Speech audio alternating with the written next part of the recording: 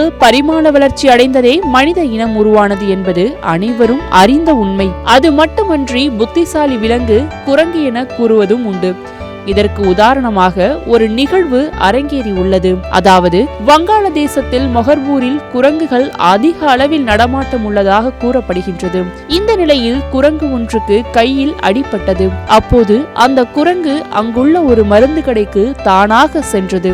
குரங்கை கண்ட மருந்து கடை ஊழியர் அதிர்ச்சி அடைந்தார். அதன் பின்னர் குரங்குக்கு காயம் ஏற்பட்டிருப்பதை அந்த ஊழியர் மற்றும் அந்த கடைக்கு வந்த வாடிக்கையாளர்களும் குரங்குக்கு உதவி செய்ய முயன்றனர். அப்போது அதன் கையில் ஏற்பட்ட காயத்திற்கு மருந்து தடவி முதலுதவி சிகிச்சை அளித்தனர். குரங்கும் எந்தவித எதிர்ப்பும் காட்டாமல் அவர்களுக்கு ஒத்துழைப்பு கொடுத்தது. தற்போது இந்த வீடியோ சமூக வலைதளங்களில் வெளியாகி படும் வைரலாக பரவி வருகின்றது. மொழி தவிர கிட்டத்தட்ட மனிதனின் குணாதிசயங்களை ஒத்து இருக்கும் குரங்கு எவ்வளவு அறிவாக நடந்து கொள்கின்றது. ஆனால் மனித இனமோ சில நேரங்களில் விலங்குகள் போல நடந்து கொள்கின்றோம்.